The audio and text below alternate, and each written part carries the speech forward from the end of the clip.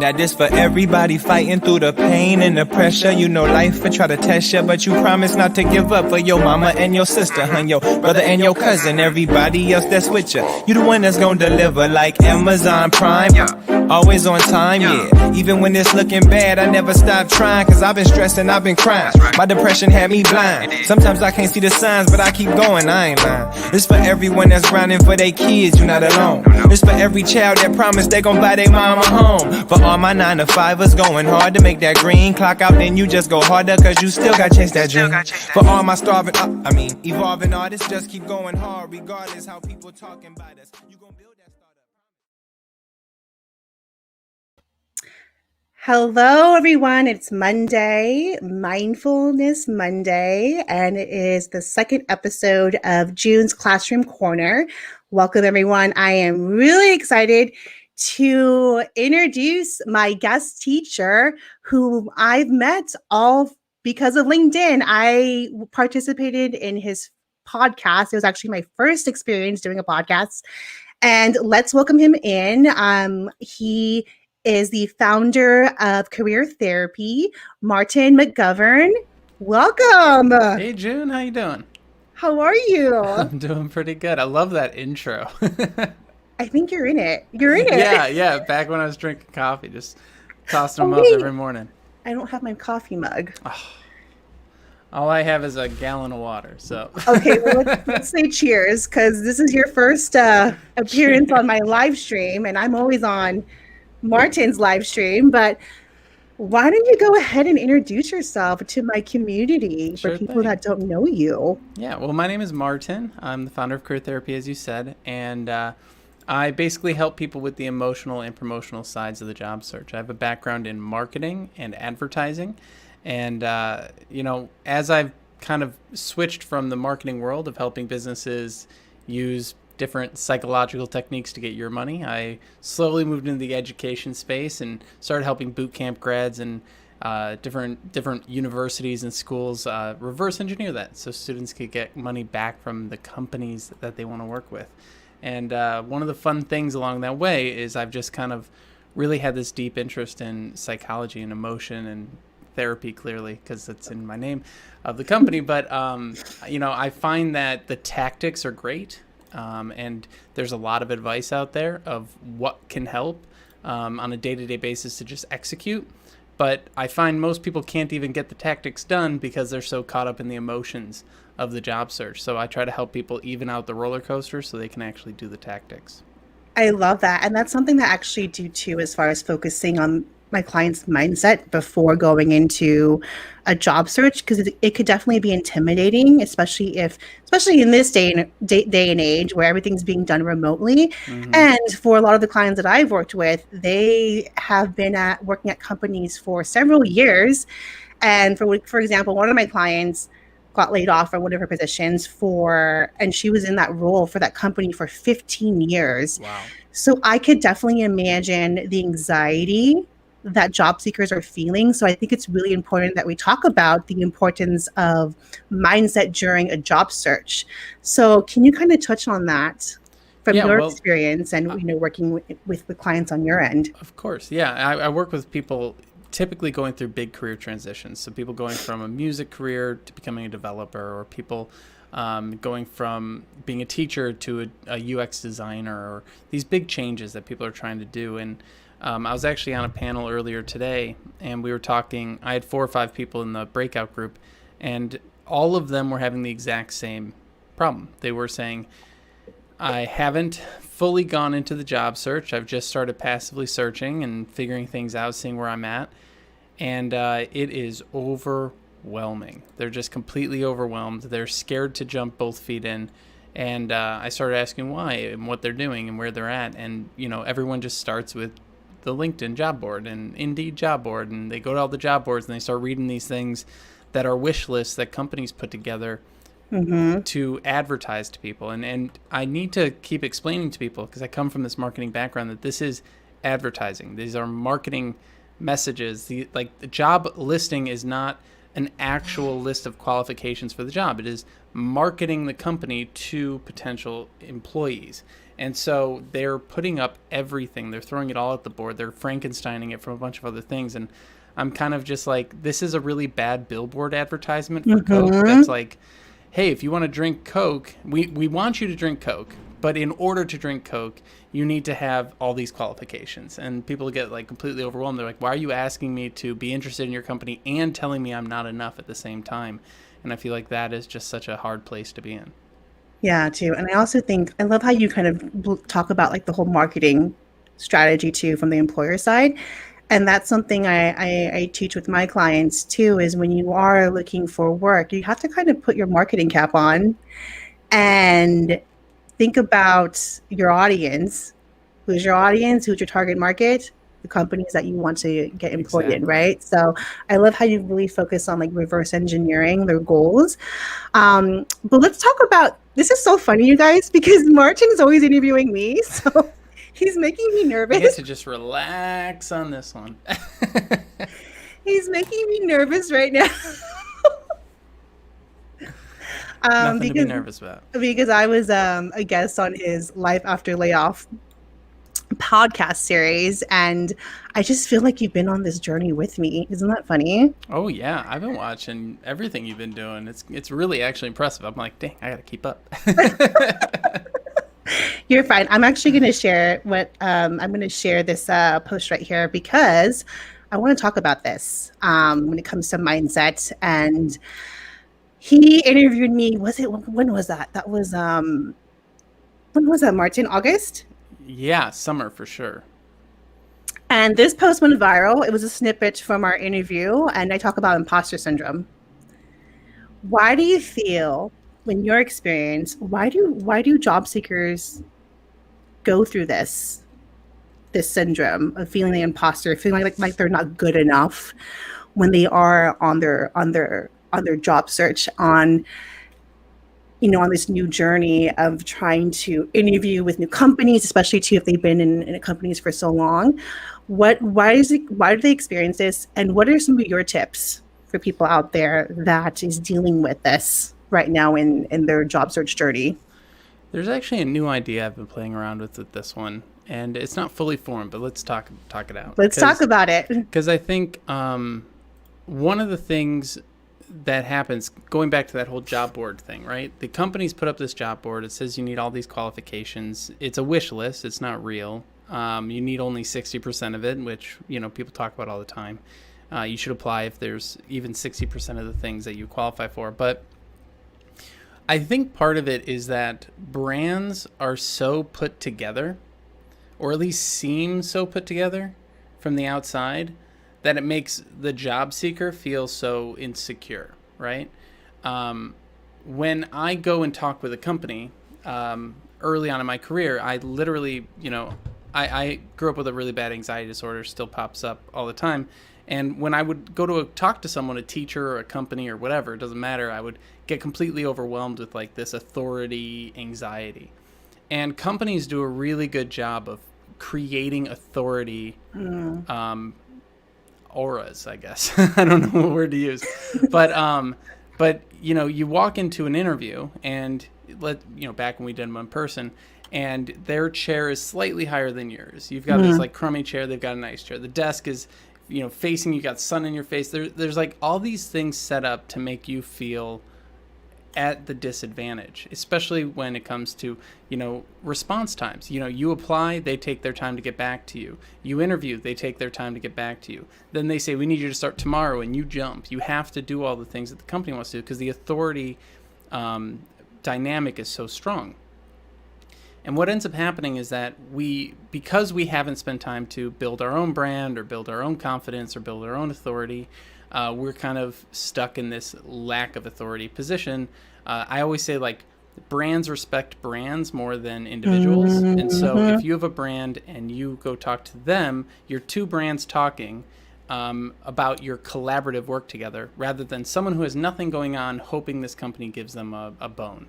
And so in my mind, I think it's that power dynamic, and it's that they've put in the effort to really create an image for themselves, and we haven't, and so we feel like imposters going into that room. And what I want to say is like the go-to response to that, and we're going to talk about this as well, but the go-to response is to build my own brand, to build my own authority, to create a leg to stand on. And I want to talk about that, but I also want to talk about the other side, which is these companies' images of their put together brand is bullshit. It's complete BS. They do not have their shit together. They are just other people put together with their hair on fire. So companies are just a conglomeration of people running around with their hair on fire, and they're putting up job listings saying this is exactly what we want, but they have no idea what they want. You need to go in and say, here's what I can help you with. And then they go, oh my God, we do need that. Because they really don't know. Like if you go, every time you've ever had a job and you walk in and you sit down and you look at the team, you go, wait a second, these people aren't half as smart as I thought they were at the interview. And this is all crap. So that's my cynical hat. But I want to talk about both sides. One is taking down the sheen of the company's brand and realizing it's actually not as impressive as it seems. And also building up your own image internally and externally so that you can overcome that imposter syndrome. Oh my gosh. Mic drop moment there, because you're right. Companies and hiring managers do not know what they want. And I'm talking about my experience as a recruiter. There has been often times where I'm working with hiring managers and I almost feel like they're therapists, trying to really diagnose what they really need. And little do candidates know, when hiring managers are interviewing you, you're actually helping them understand what they really need and what they want. So I really want to also talk about the importance too, from a job seeking perspective. You are interviewing that company too. So I love how you brought up the whole idea of brands and brands collaborating. Your brand as an employee, as a professional, someone that could contribute to the company's mission and values and culture, and that company collaborating with you, with your own personal brand and the makeup of who you are as a person individually and professionally. So I love how it's more of like an idea of marrying the two together and like being at the same level. Yeah, and one of the things that stands out to me is like, so I encourage people to build freelancer brands for themselves. That's kind of my approach to a lot of the job search is you got to build some sort of thing that you can stand on. And in order to do that, you need to be doing things. You can't just be job seeking. And what I always say is like, if you have stuff going on and you go to a company, then you can say to them, I'm going to put down these projects to work for you versus I've got nothing, please help. And those are very different places to be coming from, even if they're free projects, even if they're volunteer projects, even if they're personal projects, they're projects that you can put to the side. And in my mind, whenever someone says you're interviewing the company, right? They're interviewing you, but you're interviewing them. I always find that to be, it's a nice soundbite, but I never have seen a client go, you're right, and then suddenly become this incredibly confident person. They just go, and then they like are just as, now they're like, wait, how do I become an interviewer? And that, I find that to be interesting because that almost puts another additional level of pressure, whereas I try to look at it as more like, I want to be part of an industry. I want to be part of a field. So my field is coaching right now, and my industry is education. So I want to be excited and curious about everything going on in those two spaces. I don't care about each individual company, although I do, right? I care when I'm working with them, when I'm working for them, when I'm on the clock. But outside of that, I care about the industry and I care about the field. And so what I try to do when someone says, is this company right for me or is this not right for me? Should I apply or shouldn't I apply? I go, is it in your field? Is it in your industries that you're interested in? If it is, apply, because it shouldn't matter about that company. That company doesn't matter until they offer you a real job. Once they actually give you a real contract, then you can assess, do I want to take this contract? But until you see the written contract, it's all hypothetical. So hypothetically, I'll work with any educational institution until they hand me a contract and I go, this doesn't really meet the criteria that I need. And so I can be excited about hundreds and hundreds of companies authentically excited about hundreds of companies while also not caring about any of them individually until it's real. And so it kind of helps me stay even keeled throughout the process. No, I love that.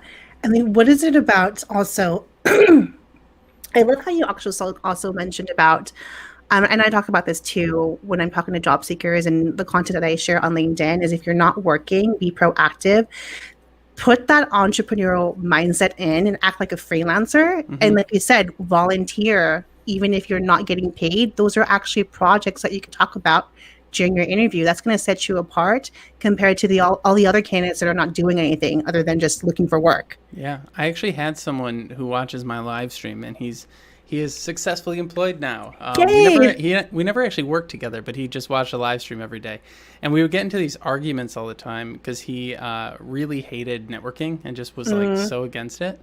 And I'm really proud of him because he did eventually, at one point, so he has a job now, and he wrote me and he was very happy about it. And he's like, sorry for arguing and all this stuff. It was hilarious. But I was like, dude, argue. I agree with a lot of what you're saying. It is a painful process and it's not always fun. So what I asked him, like, what ended up working? And he goes, I ended up taking one of those internship things that came my way that was unpaid. And I was pretty pissed about it. And I'm paraphrasing, but he's like, I wasn't very happy about taking this unpaid work. However, once I actually got the interview for the job I wanted, I was able to talk about that work, and that got me this job, or helped get me this job. And I was like, that's right, because unpaid work isn't unpaid if it is used. It's only unpaid if you never tell anyone about it.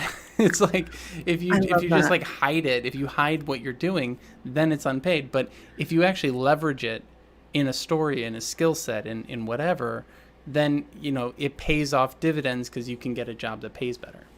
Oh my God, I love how you said it's unpaid if you don't share it. And this is why I'm always preaching on LinkedIn that you need to share these passion projects and freelance work and optimize your LinkedIn profile and include that, because you never know who is watching and consuming your content. And I'm speaking about my experience, and I think I shared with you too, Martin, when we first did our podcast interview, that I've always wanted to do social media.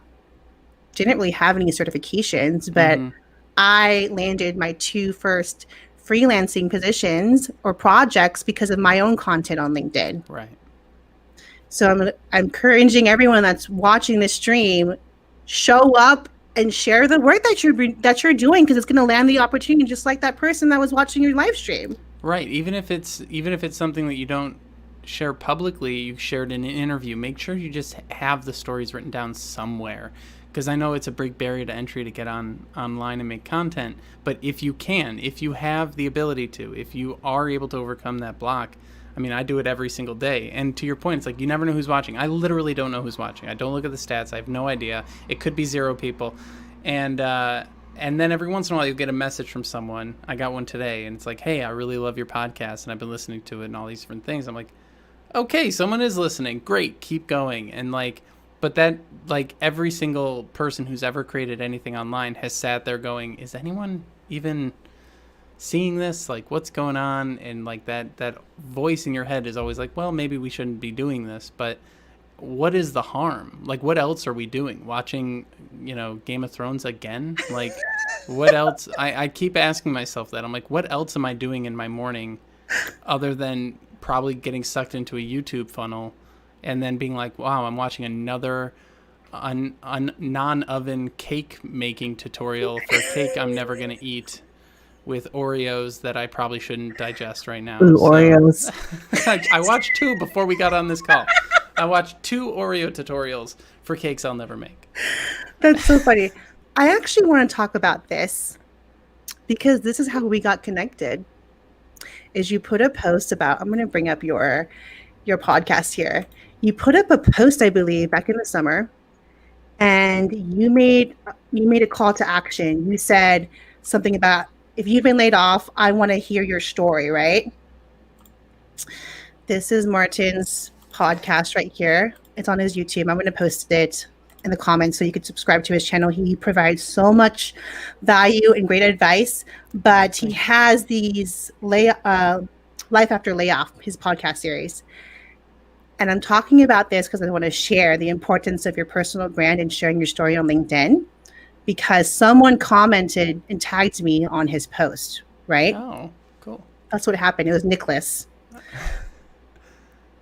And now, because I want to talk about career therapy and how we are working together, because me and Martin have been working together, collaborating on his live stream, he has given me the opportunity to collaborate with him for his company, Career Therapy. I wasn't looking to work with him, before we met. He approached me because I have been showing up consistently. So that's why I want to talk about the importance of showing up, because you never know who's watching, and establishing those great relationships with people that you network on LinkedIn. So can you kind of touch on that and then talk about career therapy? Well, the one thing about the consistent, you are the most consistent person I've met online. I'm blown away by it. Too much consistency could be a problem, right? I mean, well, there's always a balancing act, right? Talk to me when you hit a level of burnout. We'll see. But there's I'll just juxtapose it without naming any names. But someone reached out to me a half a year ago or something, and they asked if I could recommend them for a job, and I did, and then I never heard anything from him. I was like, I sent this email. Did you interview? Did you not interview? How'd it go? Are you working there now? What's going on? And so I ended up having to reach out to that person a few months later and be like, hey, whatever ended up happening? And they responded and said, oh, I ended up turning it down. I was like, that would have been nice for me to know. It would have been nice for me to know that you did or didn't do anything, that like my contacts over there, how they're feeling, It would have just been nice to know. Whereas with you, every time we talk about something, you get it done like before I can even think about it. And I'm like finishing your sentences. Well, like even with this, like I'm like, hey, do you want to be on the site? And you're like, yes, here's all the stuff and blah, blah, blah. And I was like, oh, I haven't even put it up yet. And I'm just in hypothetical mode. But yeah, so this program is up. It's called Unstuck in 6, and it's 6 job career coaching sessions, hour-long career coaching sessions. That can be used at anyone's pace over the course of 6 months, with 6 months of virtual Slack coaching. So you have one-on-one Slack with your coach. They'll check in with you every single week on Slack. And then you can, use your hour-long calls. You can break them up into half hours if you want. And you can do 1 a month, 2 a month, however you want to do it. You can do them all at the beginning. You can spread them all throughout. But it typically takes 3 to 6 months to find a job.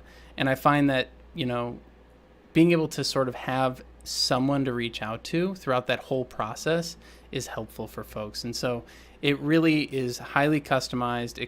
I just added a new curriculum to it yesterday. So it's continuing to evolve and grow and get more stuff added to it as we go. And June is on there. So if you want to spend, 6 sessions and 6 months chatting with her, this is a great place to do it. Yes. And thank you for giving me the opportunity. Yeah. Well, thank you for participating. It's super fun. And it's just the 3 of us right now. It's me, June, and Chad. And hopefully it will continue to grow over the next year. Yes. I see some coaches here on the stream. If you are interested, I was also trying to recruit more coaches for you. Let us know. Reach out to Martin or I, and we'll be glad to see if we can collaborate. And hopefully we're going to do more live streams together. Yeah, absolutely. I'm always happy to jump on anytime. Yes. Perfect. And before we bring our special guest, I do want to answer someone's question here, and I think you'd be the perfect person to help me answer this. Abdul asks, as a graphic designer, how can I brand myself and get success in LinkedIn? All right. So graphic designers, you have to keep thinking about yourself from the perspective of what they need, what the hiring person needs, what the company needs, right? So why does a company hire graphic designers? That's the question you need to answer. Most people sit down and they go, I want to work for a company that does amazing design. I want to be on a team that's going to foster my growth. It's all me based. Flip it around. Why do they need a graphic designer? Do they need someone to do the logo? Do they need someone to do the marketing? Do they need someone to do the Instagram? Do they need someone to do the UX, the UI? There's a lot of different facets, right? And you have to figure out what your pocket is within all of those different design needs. Like when I did a little bit of graphic design early in my career, I was doing print ads and I was doing coupon printouts. Like, I remember I went to the grocery store and got one of my coupon printouts for the first time. And I was like, this is awful. I hate this. But, I don't like getting long coupons. But anyway, that's beside the point. There's a lot of cool stuff, and I'm curious what kinds of stuff you're trying to do in the graphic design world. And then what is the business impact of it? Is it improved customer experience? Is it retention? Is it conversions? Tie it to a business need so that the people who pay your salary actually understand why they're paying it. Like, for me as a coach, if I work with a school, it's a lot about getting outcomes, which is big for schools. They need to have good numbers coming out of the programs. So that's a big piece of what I talk about. But it's also a lot about customer service.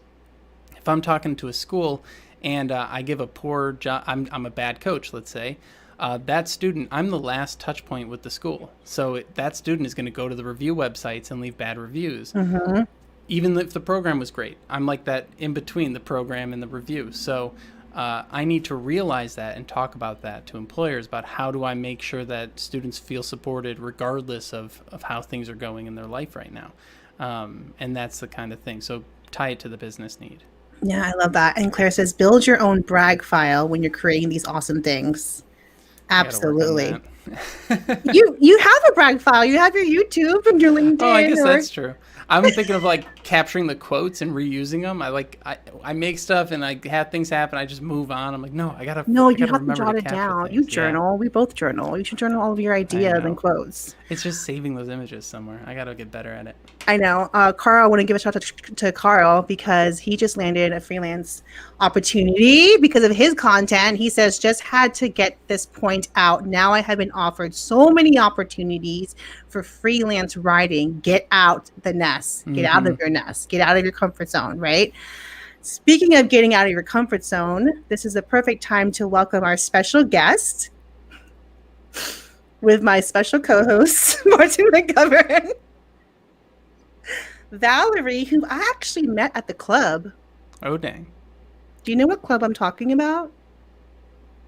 Oh, yeah. Clubhouse? Or what is it? Club. I'm so not active on it.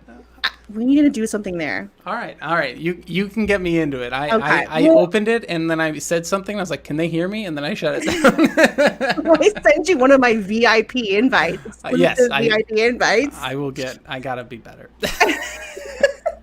Well, let's welcome Valerie. I actually met her in a clubhouse room when I was talking to, we're talking about resume tips, I believe. But let's welcome her in. This is my first time meeting her. Valerie. Hey, Valerie. Hi. Hi. Sorry, it's so dark. I know. Do you have some light that we could? Yes, if not, no worries. Because it's more important about the Wi-Fi speed right now for me. Yeah, it was tricky. But hi, it's nice to meet you guys. Nice to finally meet you, Valerie. Do you want to introduce yourself to our community here?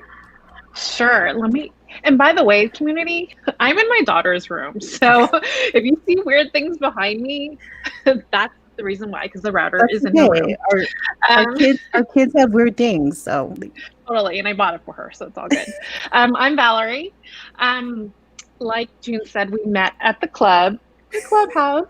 It was a really awesome room. She was giving out, I think it's about career change, and she gave some really great advice. The reason why I was in that room is because back in April, I was laid off due to COVID. And ever since then, I've been, on this like career soul searching, always updating my LinkedIn profile. But I'm still haven't yet found the right role or the company. Really close, like so close sometimes, but it didn't hit the mark. So I'm hoping that I can find, if you can look at my profile, I'm not really sure what we can do to get me hired in 2021. When you say so close, what was the opportunity? Sure. It was a brand strategist. I went to like round 5. And rounds. I know. Yeah, there are a lot of rounds now. Yeah. I mean, I understand because like hiring managers, they want to like make sure they vet you out, especially because they're not meeting you in person. Yeah. But still, 5 rounds is a lot. Yeah. It was 5 rounds. And where I missed out was I didn't have the analytical, the quantifiable or quantitative like data pull type of skill set. So I'm starting to take e-courses on how to do that. I see. So pulling, okay. yeah, that's where I missed. Everything else I hit. It was just more on that technical side. Okay. I have some ideas there for you. Just if you're looking to do brand, it was for a brand strategist. Yeah, it's for brand strategy. And you mentioned about, I think we were DMing each other about you were going to be working on a blog. I am working on a blog. Yeah, it's a career and side hustle blog. I just felt, like while I was doing my job search, I wanted to continue learning something new because I'm always a learner. And then I just also wanted to put something out there for women because I'm one of 2 million women who dropped out of the workforce due to COVID, a COVID impact. So after we're out of this, I do believe there's going to be a huge boom and a renaissance of all these women entrepreneurs. So I just want to put out content that can help the process, the startup anyway. So I started in October. Yeah, I think what I've done for my own experience, and because I wasn't looking for work and I had an amazing opportunity to interview with one of my dream companies. And it was for a program manager role. They wanted to see my data, my engagement. So I actually pulled data numbers from my own engagement on LinkedIn and content as far as my engagement rate. So when I'm thinking like what you could possibly do if you're missing the data points, using your own content and all of the activities that you're doing as a professional, building up your personal brand, you're hosting Clubhouse rooms now, right? Yeah. Maybe you get to a point where you're producing your own content on LinkedIn. I'm not sure if you started doing that with blog posts or even text posts. Maybe that, or start doing freelance work that you can measure metrics from your clients' projects. Do you have tips, Martin, on how she could kind of? Well, I'm curious. So you got to the 5th round, and usually that means you crushed it like a whole bunch of times along the way. What was like what were the kind of questions they were asking you that you feel like you got stuck on? I actually don't feel like I got stuck on it. I feel like the way I answered and how I used to pull data at my previous job is just not enough. Because where I came from, it was more tactical work and more intuitive. I was a buyer at a fast fashion company, and we didn't really pull a lot of data. It was all intuition. It was all like, okay, you like that style? Okay, go ahead and do the product development for it. So this time, I know now how important it is for them to pull data from industry reports and user, whatever they normally pull. I just don't have the experience of doing that. So that's why I'm taking e-courses now to just figure out the basics on how to do that. Yeah, I think it won't become a problem going forward. Yeah, that's great. And I think what you're bringing up is kind of, did you know that they needed that when you were going into the interview, or was that something that surprised you? I went over the job description over time and time again, and they only just said person needs to have, experience, quantitative and qualitative, experience, but they didn't share in the job description the exact tools or programs that needs to be qualified for that position or role. Yeah. So when I'm working with folks who are, developers or cybersecurity analysts or all these different things, they get really concerned about the technical side of things, similarly to what you're talking about. And a lot of times what I find, and I'm not quite sure if it's exactly analogous, but a lot of times what I find is the way that they answer it leaves out a really important piece that makes the company feel more confident. Because really, going back to what we talked about earlier, why are they doing 5 interviews in the first place? They're doing it because they're scared. They're scared of bringing on someone who's going to quit, bringing on someone who's going to be a bad fit. They're scared of looking bad in front of whoever they report to. And so a big piece of the interview, especially or even in technical interviews, is about building that rapport and building that trust. And so I'm always analyzing exactly how we answer questions, because we can answer a question the same way, like the same exact answer, but said in two different ways and have a very different impact. So to give an example, I had someone who didn't have much experience with a certain technology that the company wanted them to have. And so when they were asked the question, the company said, "What's your experience with, let's just say, Python?"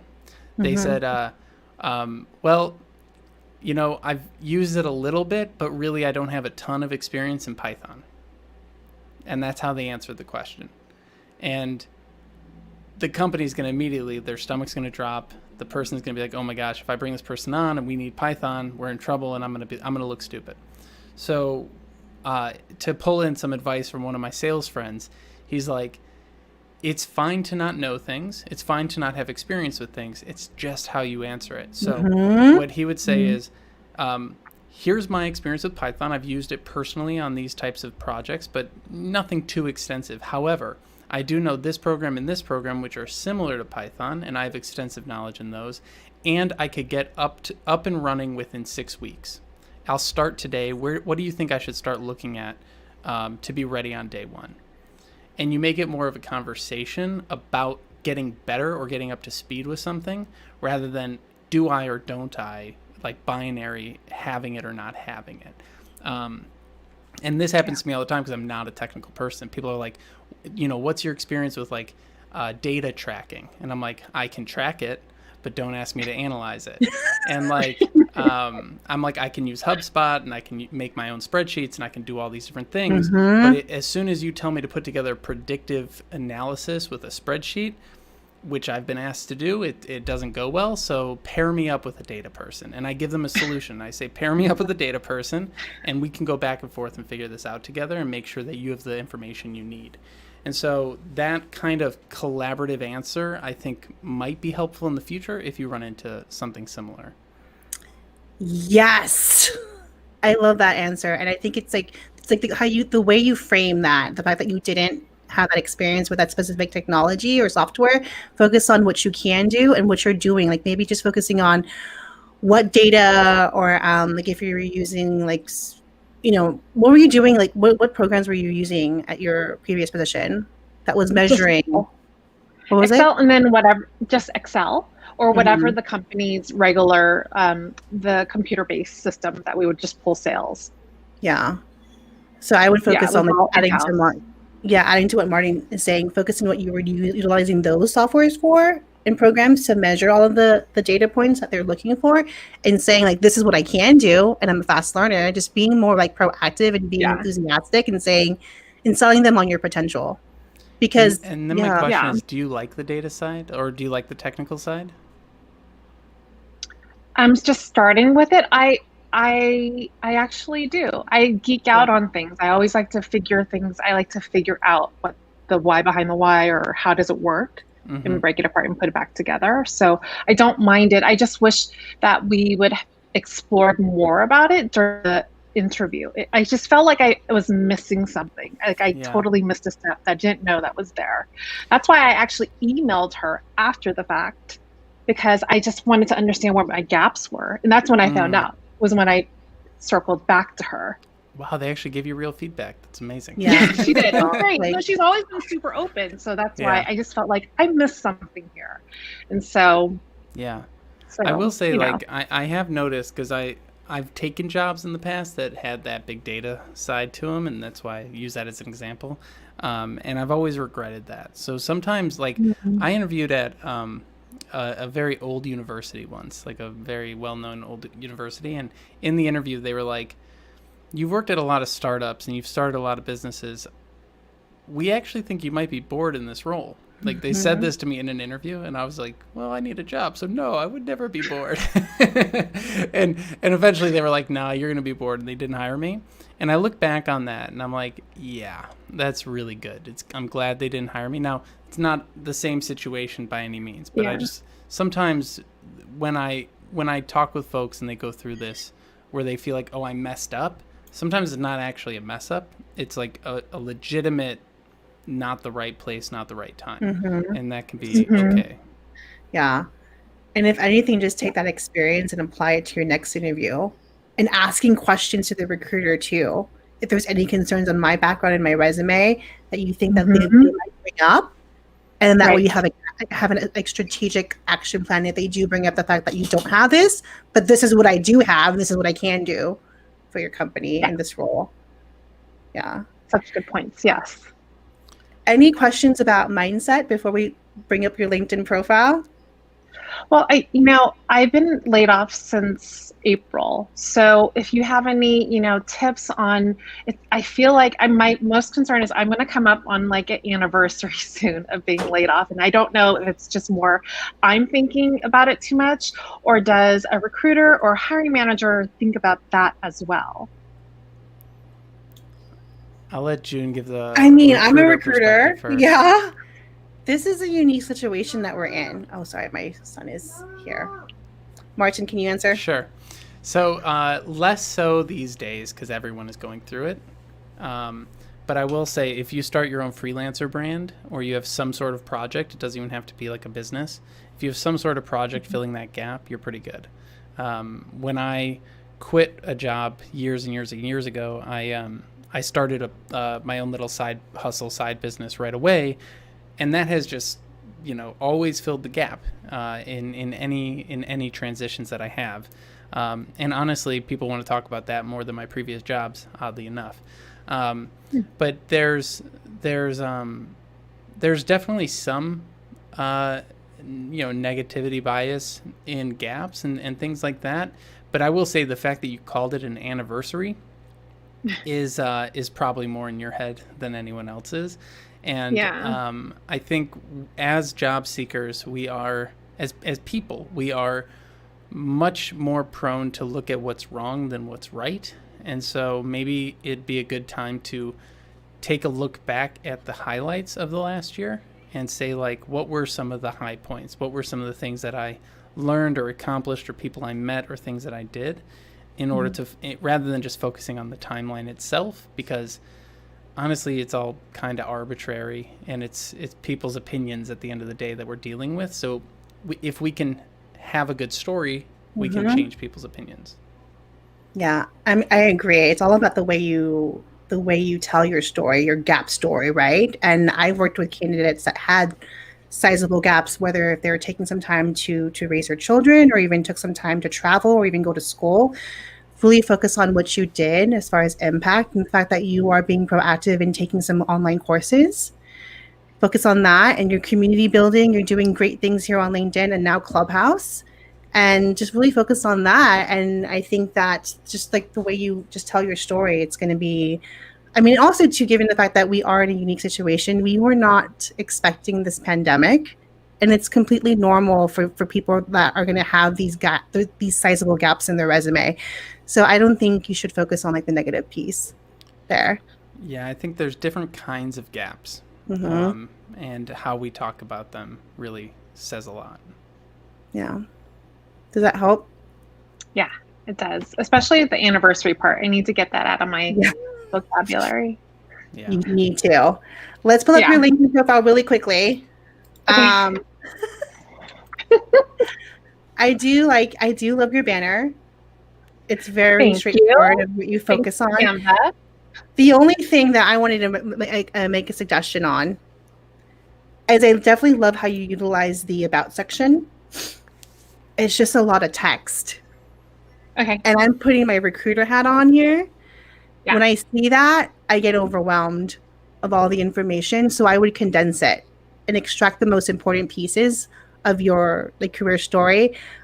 Like what is it about product design or product management and merchandising that you are passionate about, and then highlighting like key accomplishments and milestones from your previous roles, from Image Solutions, Hips and Curves, right? I think it's a lot of text, and then I would recommend maybe putting in the bottom keywords that are specific to the industry and roles that you are applying for. That way it's optimized so you could pop up in search results for recruiters. Okay. Yeah, I think those are all really good points. one of the things up at the top in your headline,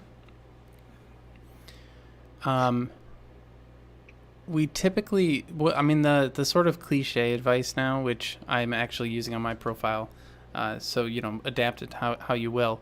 But focusing, again, this is like the whole job search mindset of, am I focused on the problems I solve for the company, or am I focused on who I am as a person?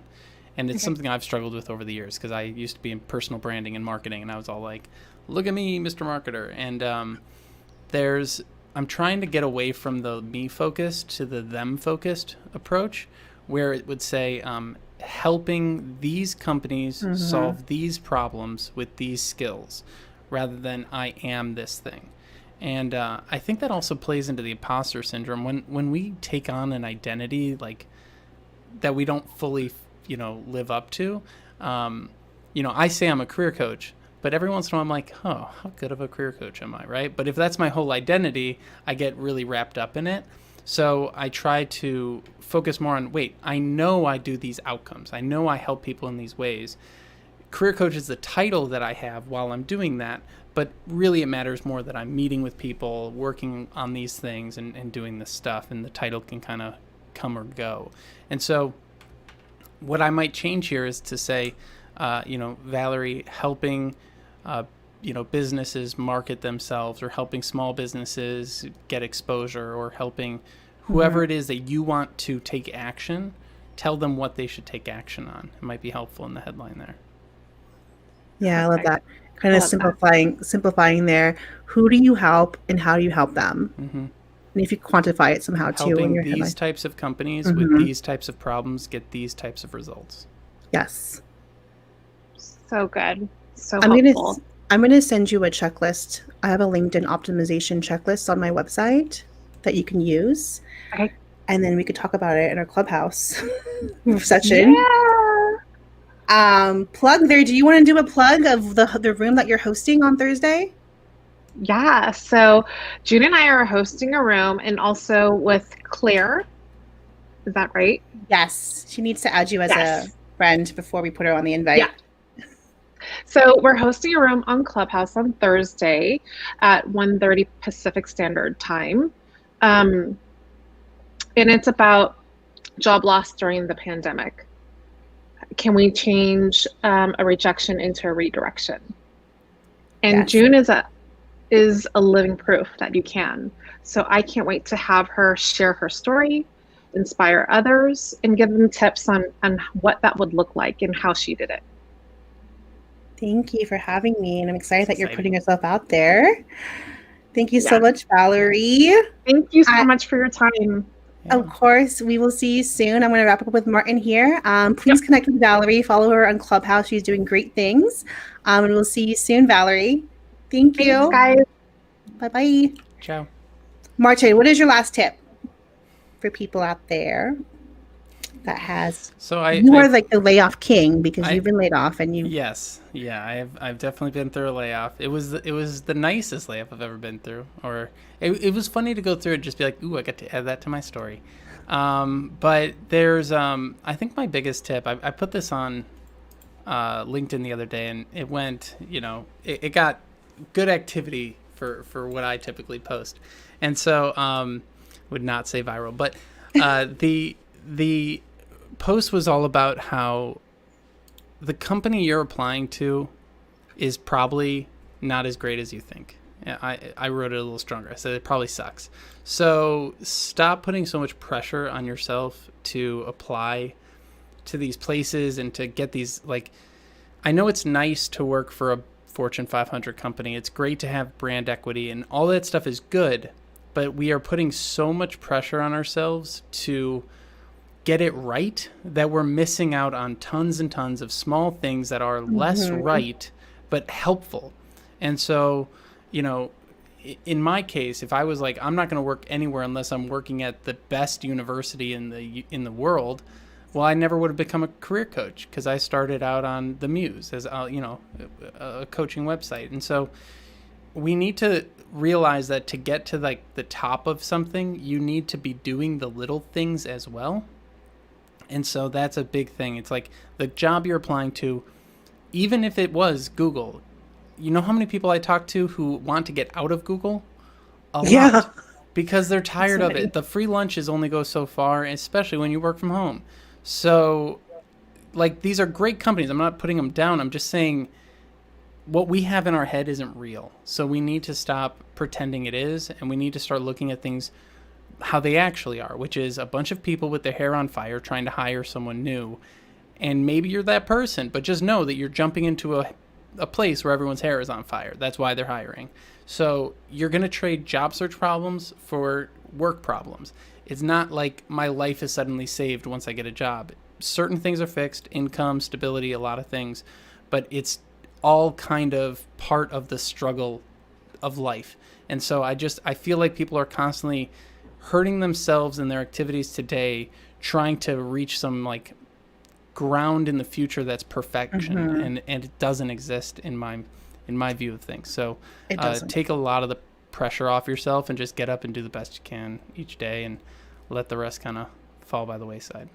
I love that. Great way to end it, you guys. It's not this huge pedestal that it is that you're thinking of, you know, and a lot of people, including myself, have been reevaluating what's really important career-wise and family-wise. So really take the time to really kind of think about what's really important for you and find opportunities that is going to match your personal needs and professional needs. So thank you, Martin. Where can people find you? Thanks, June. You can find me on LinkedIn, Martin McGovern, Career Therapy. The website's careertherapy.com. Definitely go there and book some time with June. And if you want to follow me, Instagram, Career Therapy. So at Career Therapy on Instagram. We've got a lot of stuff, clips from podcasts and different things going up there. And then I'll just toss out YouTube as well. YouTube is where everything gets saved. So. Yes. Well, thank you, Martin, for your time. I'm sure we will see each other soon. Yes. And thank you guys for tuning in on this second episode of June's Classroom Corner. I will see you soon. I have a live with Marcus Chan, and we're talking about all things interviewing and how to prep for your sales interview. So we will see you soon with my co-host, Adrian Trumbo. Thank you guys, and have a great rest of your Monday.